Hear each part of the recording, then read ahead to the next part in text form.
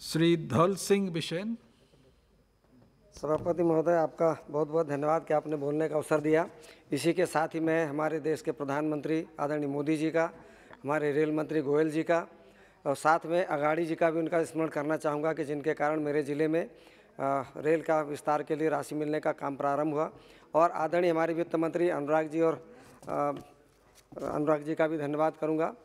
अध्यक्ष महोदय, सभापति महोदय, मैं सर्वप्रथम तो मध्य प्रदेश की ओर से गोयल जी को धन्यवाद देना चाहूँगा कि जो बजट बहुत पहले जो हमें केवल 9 से 14 के बीच में मुश्किल से 690 करोड़ के लगभग मिलता था और पिछले 2 वर्षों से लगभग पिछले साल 6900 करोड़ मिला, इस बार 7700 करोड़ मिला, जिसके कारण से हमारी छोटी रेल लाइन का काम पूरा करने का अवसर प्राप्त हुआ। सभापति महोदय, बताना चाहूँगा कि मैं जिस बालाघाट सिवनी जिले से आता हूँ, जहाँ कान्हा और पेंच नेशनल पार्क हैं, अंग्रेज़ों के ज़माने की पहले की रेल थी, 125 साल की रेल थी, जिसको कन्वर्सन करने का काम प्रारंभ किया, पर पिछले सारे कार्यकालों में नहीं हुआ। पर आपके गोयल जी के कार्यकाल में जब राशि ज़्यादा मिली तो बालाघाट का रेल मार्ग हमारा पूरा बन के तैयार हुआ, नैनपुर से बालाघाट का, तब जाके बालाघाट और गोंदिया मार्ग हमारा प्रारंभ। उसके लिए मैं आपको धन्यवाद देना चाहूँगा। इस बजट में आपने सिवनी और कटंगी मार्ग के सर्वे को जोड़ा है, तो आपके माध्यम से कहना चाहूँगा कि गोयल जी वहाँ पर पहले 90 किलोमीटर का मार्ग बता करके उसको फिजिबल नहीं बताया है, तो मैं चाहता हूँ वो केवल 50 किलोमीटर है और आपने बजट में जोड़ा है, उसको धन्यवाद, और उसको आप पूर्णता की ओर ले जाएंगे।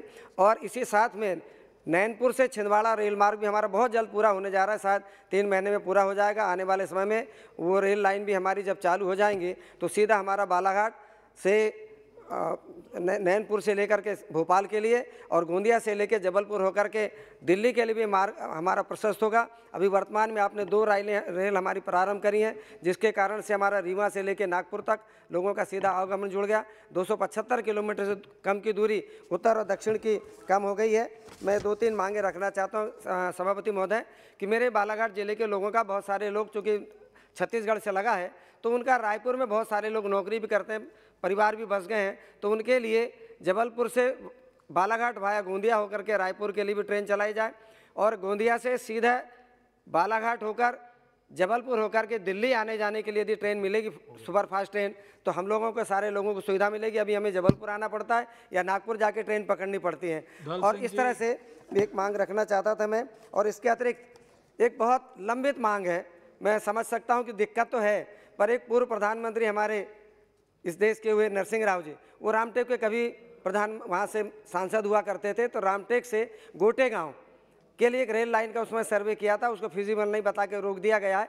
वो यदि रेल बनती है तो हमको जबलपुर और नागपुर के बीच में सीधी रेल सेवा मिलेगी, हमारे यात्रियों को पेंच नेशनल पार्क में आने के लिए सुविधा मिलेगी। इसलिए इस मार्ग का भी पुनः सर्वे करा करके इसकी स्वीकृति दिलाने का काम करें। इसके साथ ही सभापति महोदय, मैं एक बात और अंतिम कह के कि इस समय पर हमारे बालाघाट में 4-5 ओवर ब्रिज को मध्य प्रदेश सरकार ने अनुमति दे दी है। अभी भारत सरकार से केवल 1 ओवर ब्रिज की हमारे पास स्वीकृति है। बैठ जाइए।